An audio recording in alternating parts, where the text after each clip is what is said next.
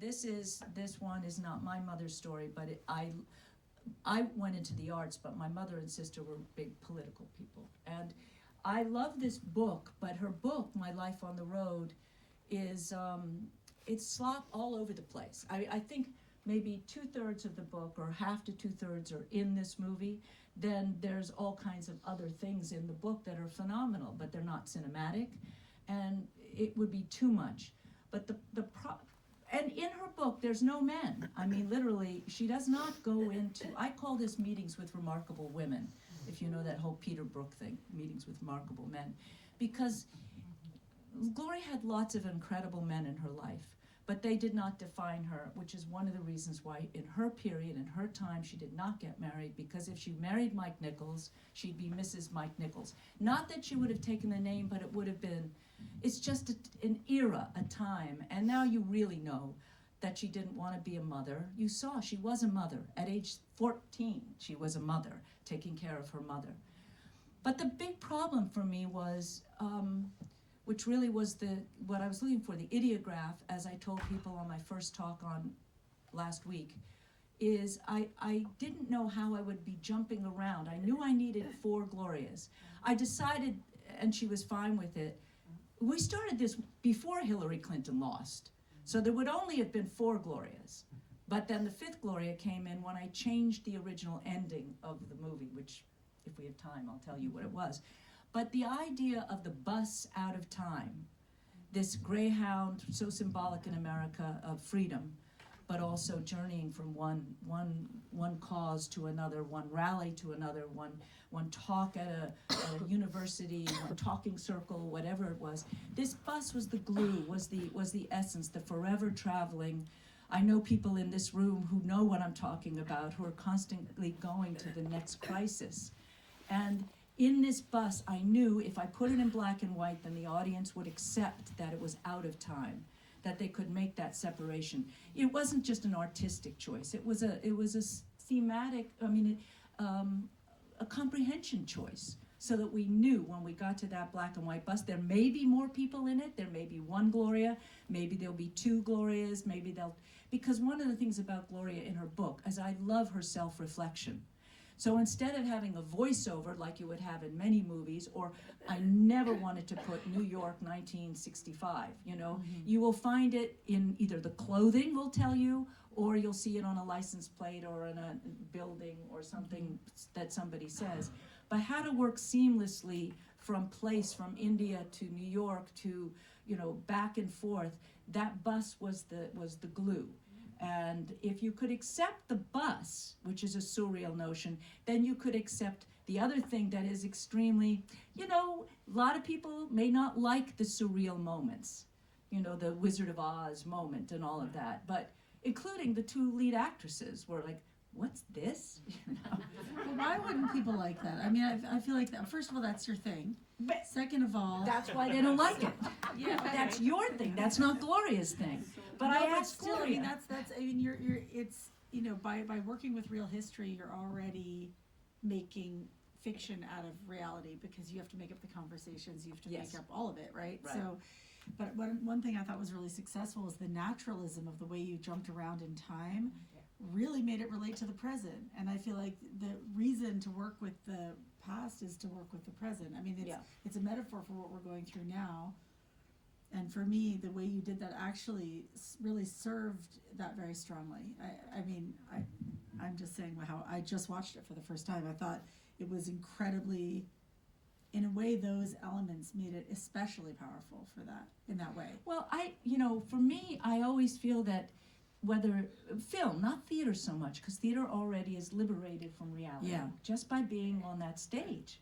You're in a theater, everybody knows it. So they suspend their disbelief. But for some reason, people watch films, they don't always, especially if you're mixing hyper reality, when she's being interviewed by the guy, and then we switch from Alicia Vikander to Julianne Moore. By that time, I hope the audience realizes that the Julianne Moore is the Gloria who does have the voice. That the one prior to age 40 can think what she thinks, but she never had the guts or the will to speak it. So she had to be usurped by the next one who then comes to the magazine. Gloria Steinem said to me when I told her or asked her if the concept she is an executive producer, but she was very much like, just, oh my God, you want to do go, do it. You know, she saw Across the Universe. She said, why didn't I see this 15 years ago? I said, you tell me. But she, and The Lion King and everything, so she was very excited. But I told her this idea about the Glorias talking to each other and their disappointment or their laughter at what had become of Gloria, like when the Alicia says, you who said you'd never get married, look at you, you know, that she knows that there's a part of her that is aware that I'm breaking my rules or, you know, all around. But she told me that, how did you know? And I said this the other night, but I don't think all of you were there, but she said to me, how do you know? And I said, know what? She said that I actually walk down the streets of New York now or in my later years and I see my younger self. And I talk to my younger self. So that was that's one of those things that happens. We all, writers, everybody, there are those intuitive, those moments that just happen, you don't know why, but it becomes the solution. And I did feel, because Gloria Steinem's whole point is from the grassroots up. It's talking circles. She tried very hard not to be a speaker.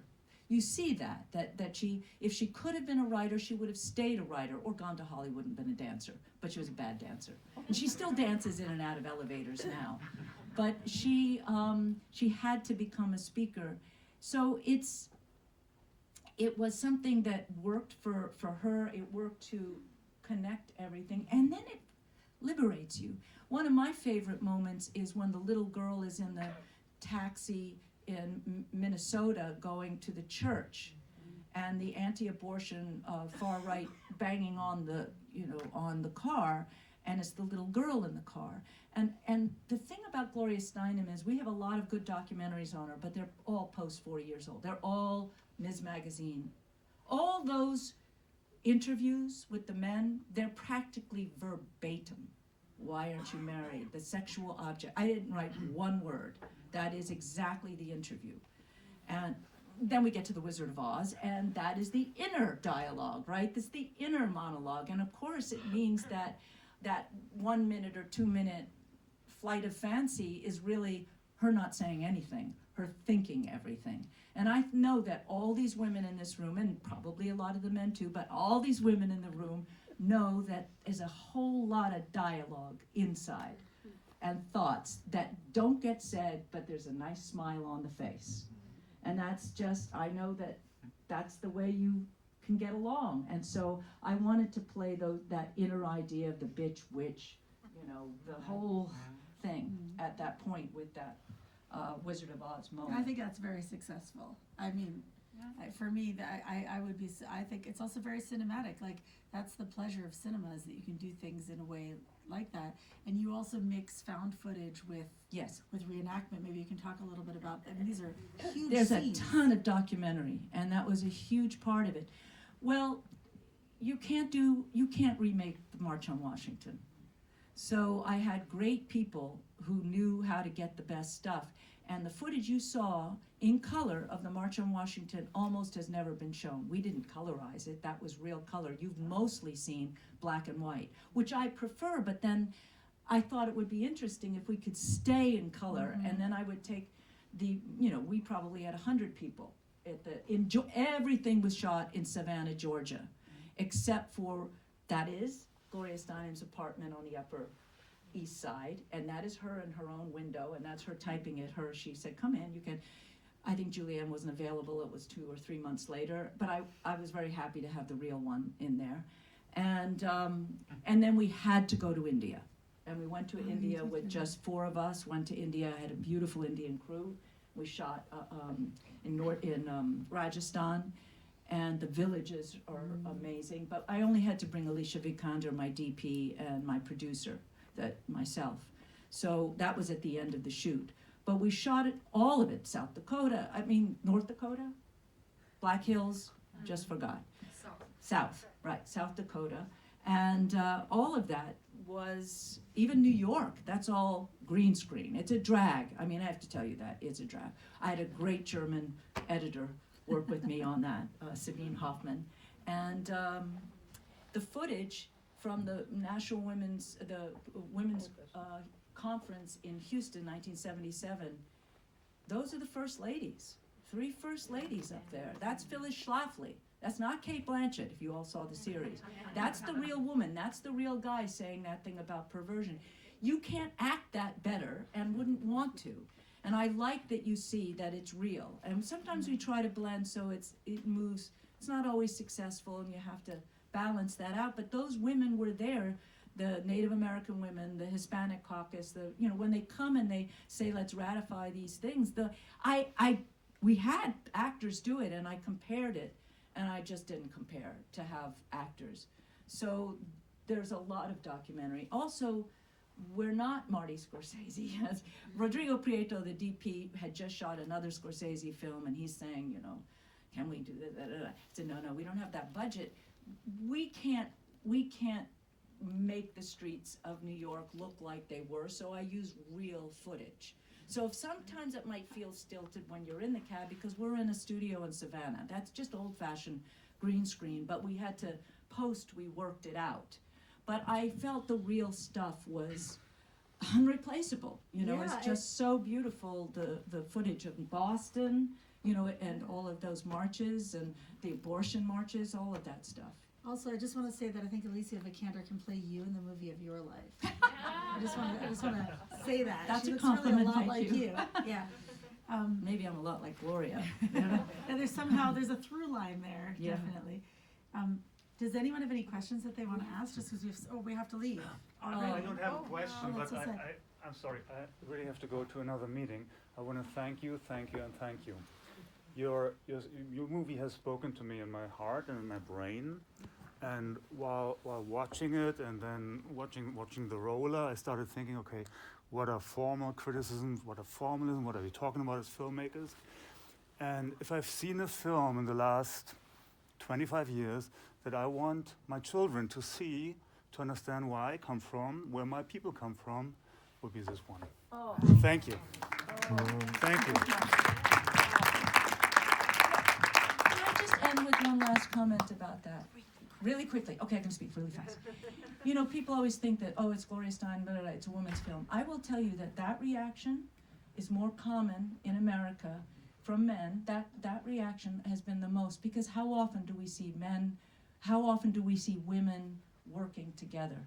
Yeah. And when it's a love story between women that's not about sex, it's not about relationships. So I've had more men, all the men I work with, really feel, have had that. So I kind of hate it when it gets pushed into being a woman's film, and that's it. And the last thing is, that bus ride to Washington, that's me and our crew. Did you notice that?